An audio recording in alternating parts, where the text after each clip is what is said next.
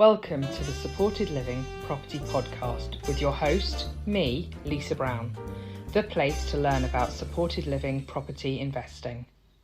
Hi Vicky, it's great to have you here today. How are you? Hi Lisa, I'm great, thank you. And thank you for inviting me for a chat. This is great. Oh, it's good. I'm looking forward to this one. Good. For people who don't know you, do you want to tell people a little bit about you and your background? Yes, sure. My name is Vicky Chittock. I'm married to live with my husband Robert and our 3 children. We live in the West Midlands. We're in property, but we also have a supported accommodation business. So yeah, we got into property probably sort of like in 2018 in a full-time way. And before that, I worked for a small children's charity for a very brief moment in time. And I also delivered parenting classes. So that's how I came to put the two together and two passions together, so to speak. And that's how we came to be in the business that we're in at the moment. Fantastic. So what came first? You started doing the property investing first. That's where you started, is that right? Kind of, yes. I mean, we were in and out of property. We became accidental landlords back in 2003, and then we sold a property and then decided that we wanted to get back into property. But in between then, I also I was a stay-at-home mom for a short period of time. I fell into parenting classes, and that was when I fell into helping working, and I did some volunteer work for them, actually, a small organisation, and then from there on, I left there and focused on property. And then we got to the point, myself and my husband, we were looking at a property and thought this would make a really great all-female property, and then decided to explore the possibility of setting up a business that would help vulnerable women, which is very passionate about, and then sought advice and work with various people who are in the industry, and that's how we came to set up Goddess Living. So I've got both businesses. I've got private rented properties, and I'm very much a hands-on NRLA accredited landlord. I love my private rented properties as well, and they're mixed. They're mostly HMOs, but have families living in self-contained properties as well. And I own and manage most of my own properties, but I do have some rent-to-rents as well. And then I've got Goddess Living, which is my female-only accommodation that I'm providing predominantly in Wolverhampton at the moment. And I employ a service manager who's local as well, and 2 lovely, fantastic support workers as well. So really great business, and really enjoy helping vulnerable women, and again I get involved in the support myself, and I've delivered support myself. I visit my properties every week, and very passionate about making sure they're exactly what they need to be for our clients. Fantastic. So tell us a little bit more about Goddess Living. What does Goddess Living do? Great. So we're a female-only supported accommodation business. We support women aged 18 plus, and we deliver support. So it's accommodation with support is how I describe it. But we help women to get back on their feet, connect multi-agency as well. We work multi-agency with other organisations that are local, and help them get them back to independent living, basically, and help them predominantly with finding affordable follow-on accommodation, and making sure that they've got their own independence or bolt-on follow-on support to meet their needs, basically. So that's pretty much the essence of our organisation. And how long do people generally stay with you in the accommodation? It depends. We've had some people who've come to us where we think, they're going to need a lot of support, but then they bounce back really quickly and get everything they need and get back on their feet straight away. So we've had people stay with us literally for like 6 weeks, and then we've had others who've needed more support, who've been with us up to 2 years, but have been great success. So they've stayed with us the length of time they've needed to stay with us, and they've got everything. They've got their mental health back on track.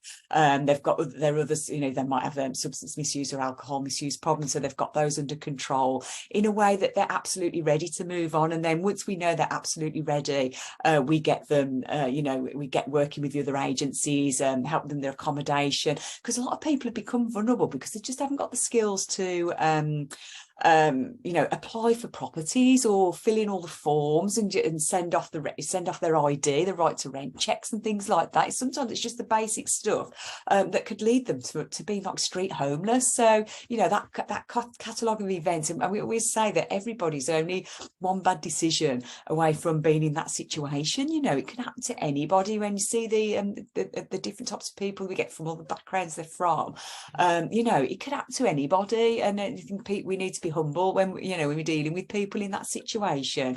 And everybody's very different as well. We can have somebody with the same professional referral, and the notes would look the same, but they're very, very different when they come to live with us, and we're very much individually person-centered focused.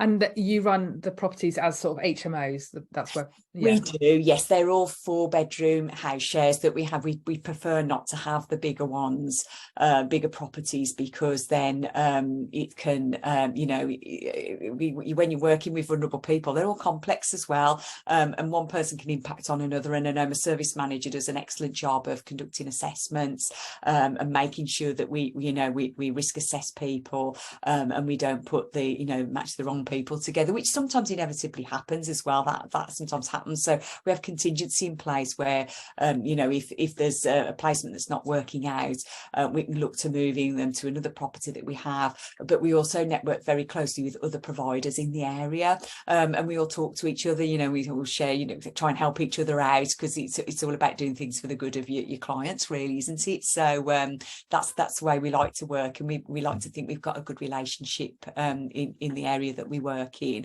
and we focus on the individuals and delivering on our commitments to them. And as a landlord, sort of making that transition to setting up, is Goddess Living's run as a CIC, is that right? A community. It is, that's right. It's a not-for-profit, that's right. So they are very different businesses, and we treat, I very much care about my private rented tenants as well, that, they're very much customer focused with our private rented tenants as well. But obviously they're very different clients, and they're managed in different ways and covered by different pieces of legislation as well. And it's important to recognise that when you're working with both tenants, that that it has to be that way to be able to safeguard your vulnerable tenants. You wouldn't put someone too vulnerable on an AST, because you wouldn't be able to manage their health and well-being in the same way that you could with a private rented tenant. And I think I speak to a lot of property investors who say, they've looked at the numbers and they see big numbers in supported living, because they see how much money is paid for the care and support packages. And they think, oh, great, I'll have a bit of that. I'm going to set up as a care provider, Lisa. Can you help me with that? And I kind of throw it back to people a bit and challenge them and say, why actually do you really want to do this? And they're like, oh, yeah, because I can just do this and it'll be really profitable. It can work well as a business, I think, if you're looking particularly at some of the more regulated care, can't it? But I think it can also be, it's very, very difficult to get into. And I think people oversimplify the process of getting started, don't they? It is. And it's a good thing that it is complicated to get into, because then if you've got that far into, the process of setting up a business, you're in it for the right reasons. And I go to so many different forums where I meet genuine, not-for-profit organisations where the focus is absolutely on the individual. And these are people at the end of the day, and you've got to make sure that you can support them to the best of your abilities as an organisation.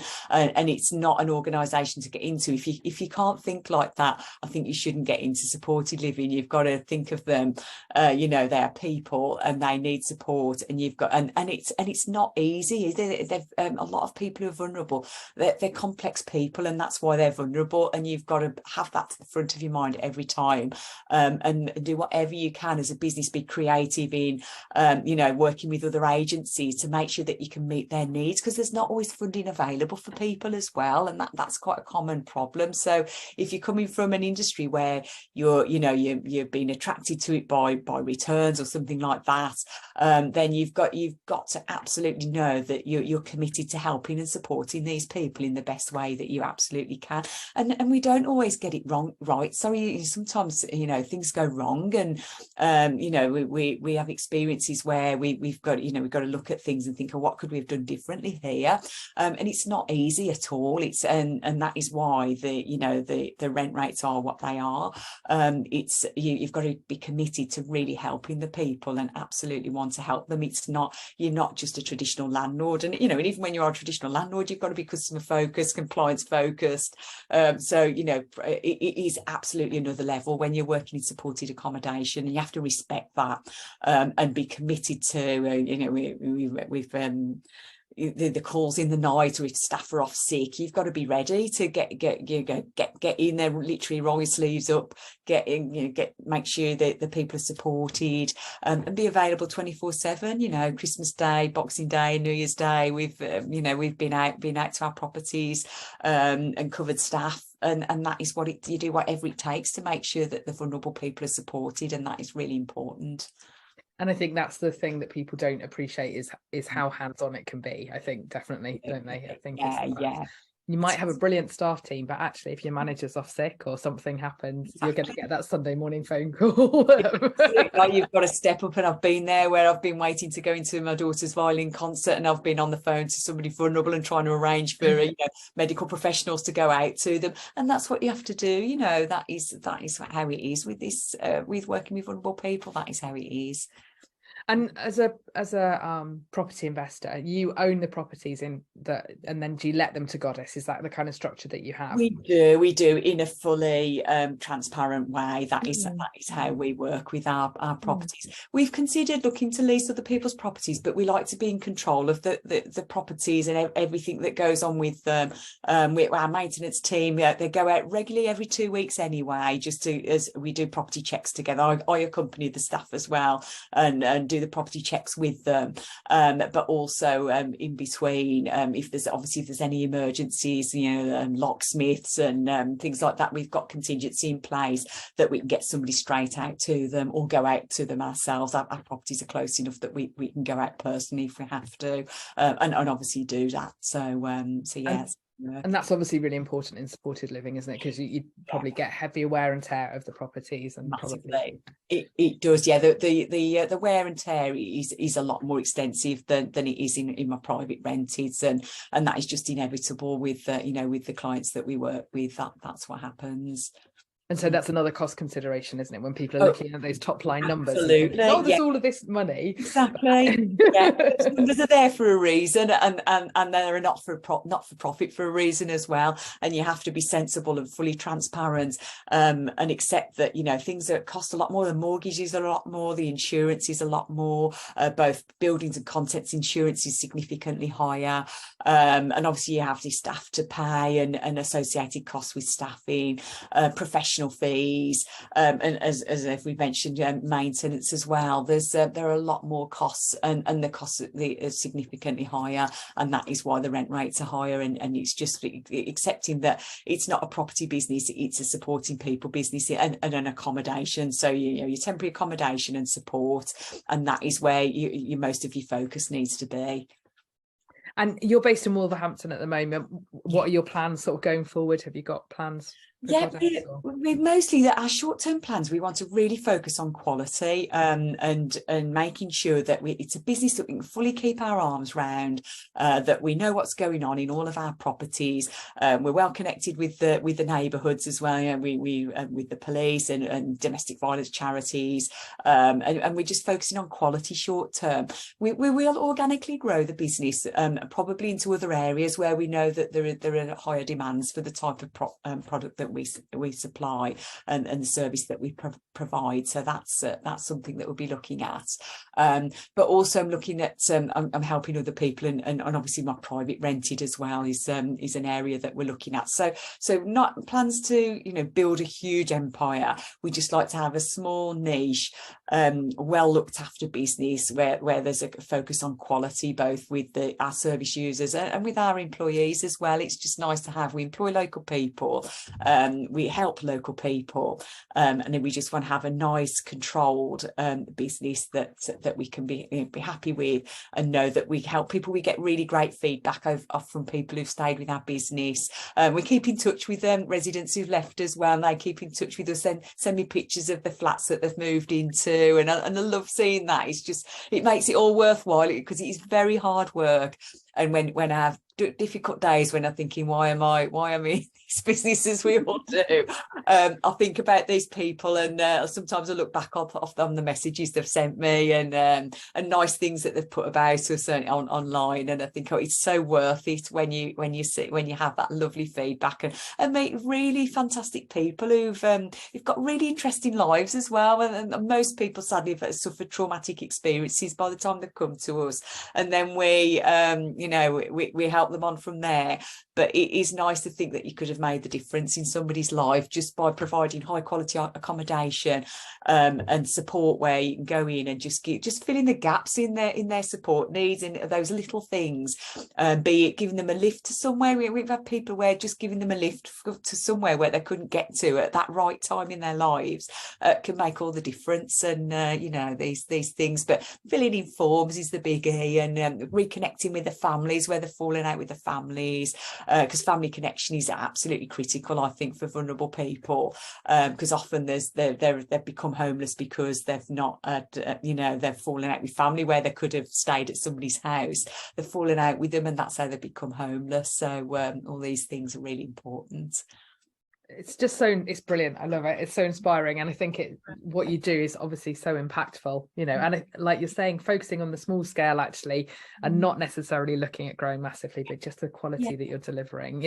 It's such a contrast to some of the big organizations that we're hearing about in the news, and the organizations that are not doing well, and the regulator are cracking down on, particularly in the West Midlands, and in Birmingham, where there's been a lot of problem, hasn't there, with the quality of provision? Oh, there has, absolutely. And it's right to have regulation. I'd welcome it personally, because if you're doing everything right, it shouldn't matter. It should just be, consolidating what you're already doing. So to me, to be regulated or accredited is the best way to be, because it gives you that more, especially because the industry is largely unregulated, where you don't fall into personal care or CQC regulated activities. There's got to be something, hasn't there? When you're working with the most vulnerable people in society, there's got to be something to help providers do the right things the right way, and it just makes it easier for everybody, I think, if they can put the right level of regulation and accreditation in. That it's not a bad thing. No. Helpful, yeah. Yeah, definitely. And I think, like you're saying, you're welcoming it. I think all the good providers who are doing a good service have got nothing to be scared of, have they? No, that happens. No. I don't know whether it will come in. I don't know whether that's going to happen. I think it would be a massive piece of work to bring in nationally. But I think that some people listening would be surprised to know that you can just set up an organisation like this, without any regulation, Oh, it is, and you wonder, because especially when you're working with such vulnerable people, and it's great to think you can prevent homelessness, and that's one big area of things. But the reason why they become homeless is because they haven't got all those steps in place to help them back on their feet and back into their own accommodation. So yeah, it would be helpful, and I'm supposing it's probably very challenging for the governments and councils to be able to meet that need and deliver regulation. Because I suppose with regulation and accreditation comes a big wave of auditing as well, and being able to assure that everybody is delivering the level of quality that's expected. So it can't be easy for anybody involved, really, but if they could just make sure the right people are involved for the right reasons, then that is a big thing in itself, isn't it? It really is.